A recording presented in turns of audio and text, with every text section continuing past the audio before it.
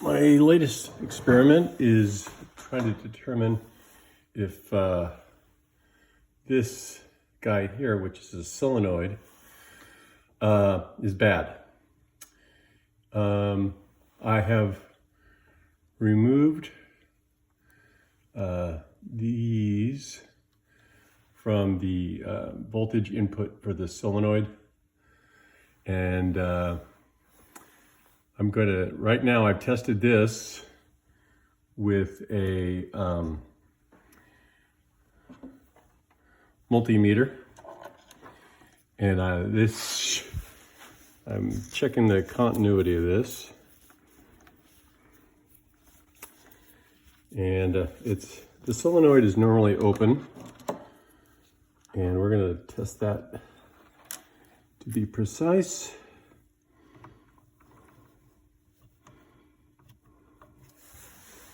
Okay, you'll notice I put the two leads on the positive and negative of the solenoid. That's the output.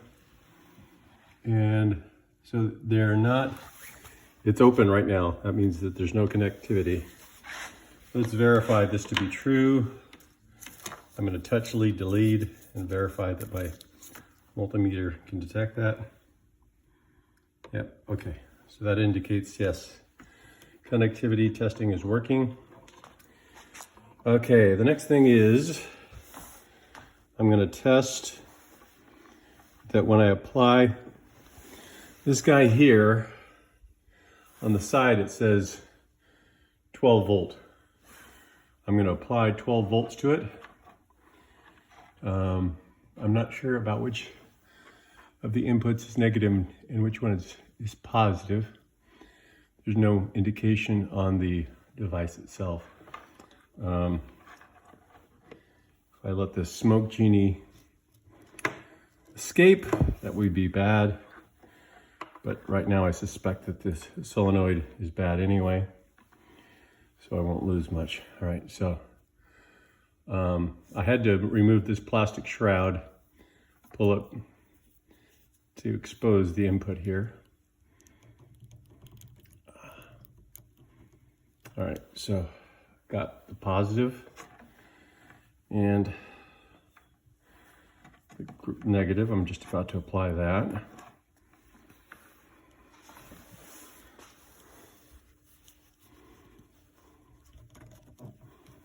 Okay, now I've got the negative. I can still get out the positive output for the solenoid, and the negative is just fine.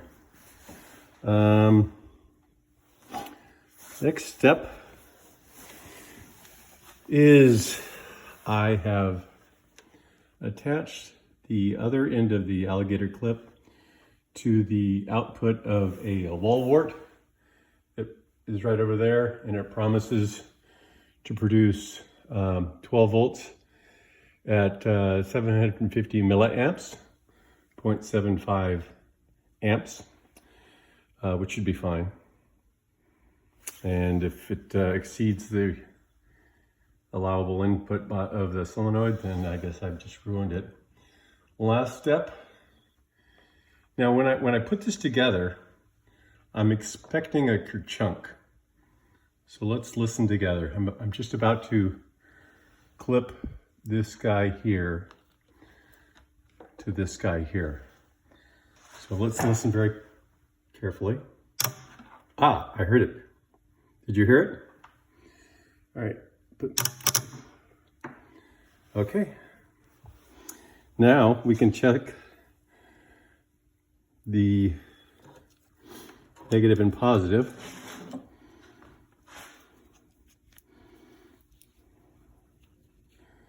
Okay, so this is positive, and this is negative. Ah, that appeared to be open. Yes, okay. So the continuity is good. I suspect that means the solenoid is good. All right. on to my next experiment as to what is wrong with this junction board. Thank you. Okay, a follow up on to how I created the 12 volt input into the solenoid. This is often called a wall wart.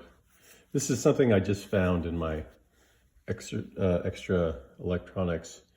If you look, there's a marking that says output 12 volt at 750 milliamps. That let me know, oh, that's a good candidate for generating the 12 volts for the input to the solenoid. The problem is that it ends in a barrel connector like this, which if you look, there's no real way to do that. So I ended up buying a bunch of these guys here, which converts the barrel input into, you can just plug wires into there, which I did. And then when you connect it, see if I can do this one-handed. When you connect it,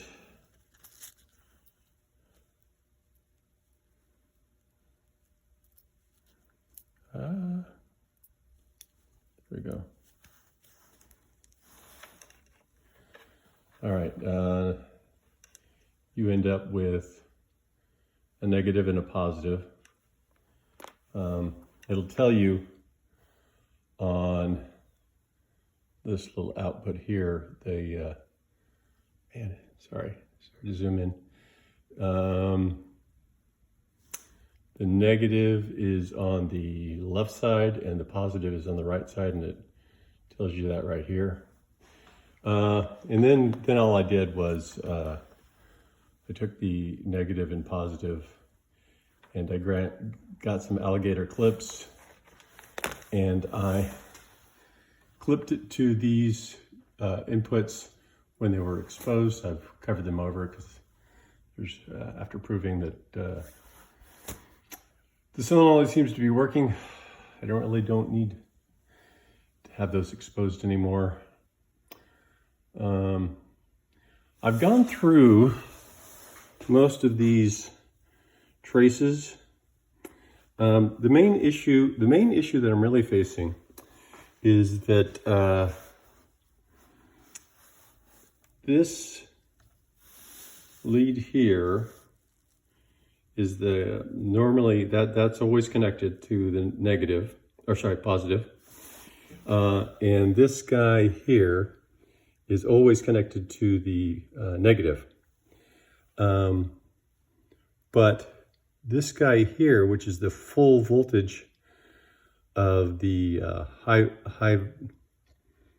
voltage battery pack, is not connected until you get a okay, meaning everything is all right. And the way that happens is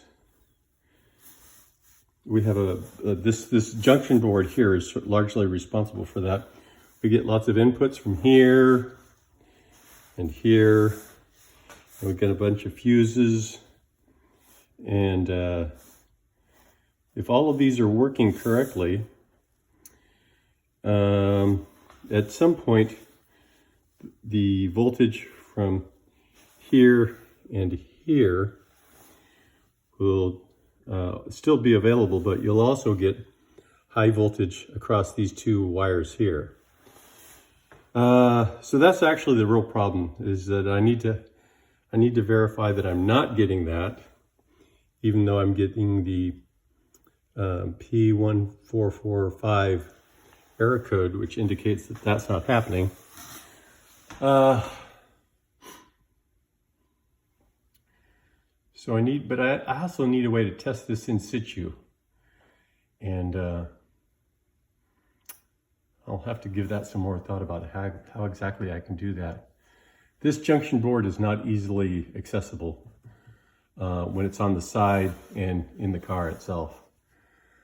All right, more more investigation.